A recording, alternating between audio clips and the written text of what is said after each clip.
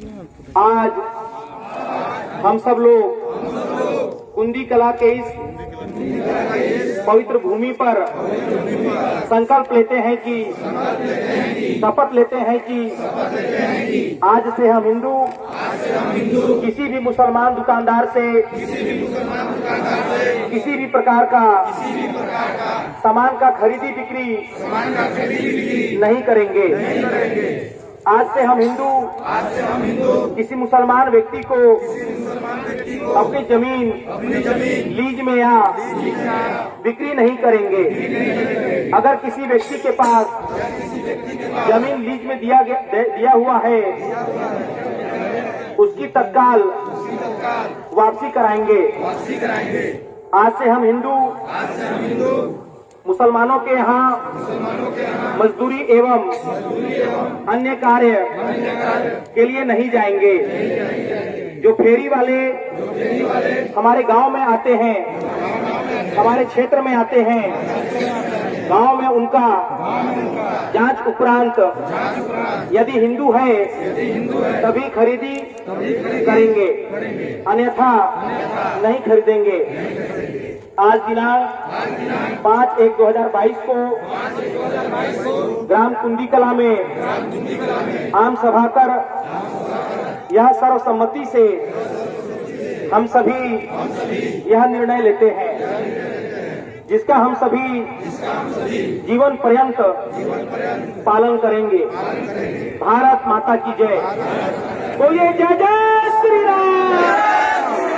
हाथ उठा करके बोलेंगे, मुट्ठी बांध कर बोलेंगे जय जय श्री राम, जय जय श्री राम। एक ही नारा, एक ही नारा, एक ही नारा, एक ही नारा।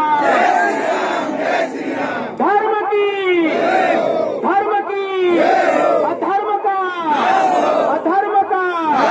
गाड़ियों में विश्व का धर्म की रक्षा कौन करेगा? धर्म की रक्षा कौन करेगा? धर्म की रक्षा कौन करेगा? सनातन धर्म की, सनातन धर्म की, सनातन धर्म की जय जय श्री राम, जय जय श्री राम। हर हर महादेव, हर हर महादेव। सभी ये जो खबर थी जो आज मैंने अखबार में पढ़ी, तो मुझे लगा कि मुंह तोड़ जवाब देना जरूरी है।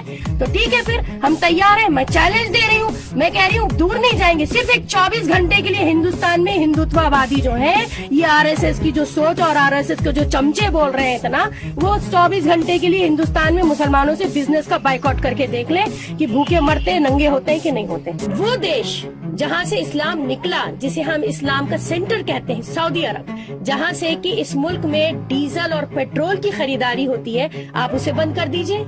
क्या आप सरवाइव कर पाएंगे? और जो तुम्हारे गोबर भक्त हैं, गोबर खाते हैं और जिनके जहनों में गोबर भरा हुआ है, वो तुम्हारी वाहवाही करते रहे। तुम लोग कहाँ से खोद खोद के हमसे बाइकआउट करोगे? तुम्हारे बाइकआउट करने के चक्कर में तुम लोग नंगे हो जाओगे, तुम लोग भूखों मरोगे, तुम लोग भीख मांगोगे। अगर तुमने हमसे बाइकआउट किया, तुम्हारी रीढ़ की हड्डी है हम लोग, इस देश की रीढ़ की हड्डी है हम लोग।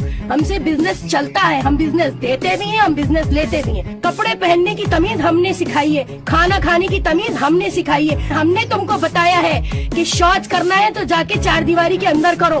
तुम लोग जो खुले में शौच करने वाले, तुमको ये तहजीब नहीं कि बेसिक एमिनिटीज क्या होती हैं और बेसिक लाइफ स्टाइल क्या होता है, ये हमसे लिया है तुमने। आज तुम हमारी बात कर रहे हो, आज तुम हमसे कह रहे हो कि बाइकआउट करोगे। तुम लोगों को पता ही नहीं है कि तुम लोग जो बात कर रहे हो वो तुम अपने लिए गड्ढा खोद रहे हो। मैं खुला चैलेंज दे रही हूँ, गूगल पे सर्च मार के देखो, टॉप 100 की इंडस्ट्रीज में कितने नाम हैं जो मुसलमानों के निकल के आएंगे। अगर बिजनेस का बाइकआउट करते हो तो तुम टूटोगे, तुम्हारी रीढ़ की हड्डी टूटेगी, भूखे मरोगे, नंगे हो जाओगे, तुम लोग कुछ नहीं मिलेगा। तुम्हारा अपना कुछ वैसे भी नहीं है। सबसे ज्यादा मुसलमानों के नाम पे जो पार्लर चलते हैं, अब जो जावेद हबीब, इट्स इंटरनेशनल ब्रांड, उसके अगर पार्लर्स में आप देखो तो तुम ही लोग बैठे रहते हो, तुम्हारी ही औरतें जाती हैं। हमें अल्लाह का शुक्र है, जरूरत ही नहीं है, हम लोग जाते भी नहीं।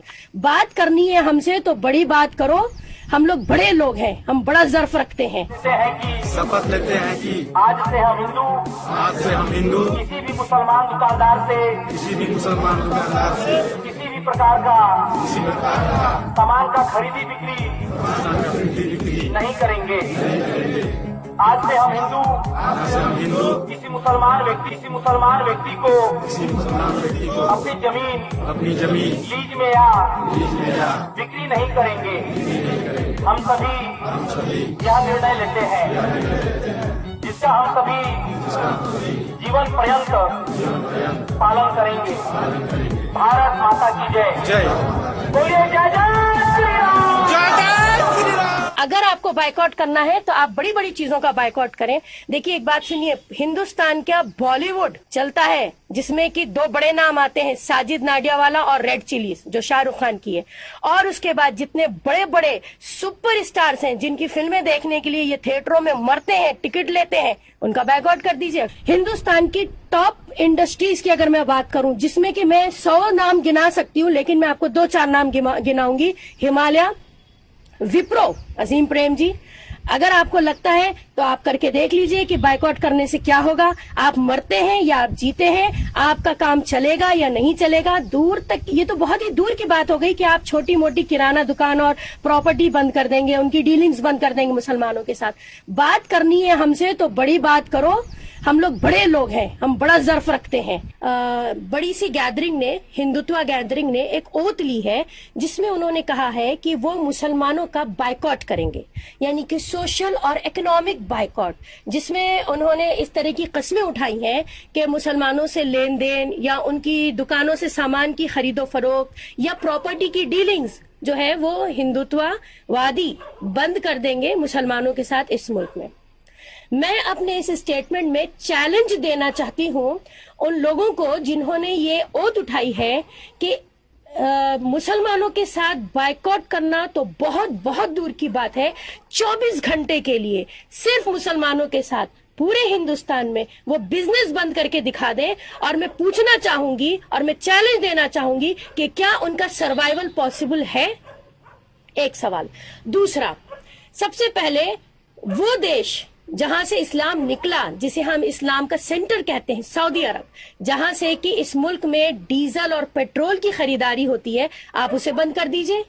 क्या आप सरवाइव कर पाएंगे?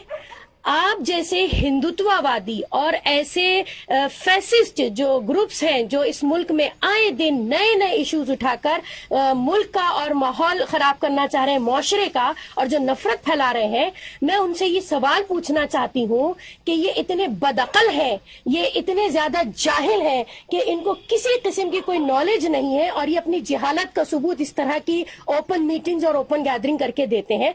आपको अगर बंद ही करना है तो सबसे पहले मुसलमान कंट्रीज के साथ पेट्रोल और डीजल बंद कर दीजिए। और मैं पूछना चाहती हूं कि जितने हिंदूज, जितने हिंदुत्व के लोग, जितने आरएसएस के लोग इस वक्त 58 से ज्यादा मुस्लिम कंट्रीज में रोजगार से लगे हुए हैं, वो अपना रोजगार छोड़ दें, बायकॉट करें।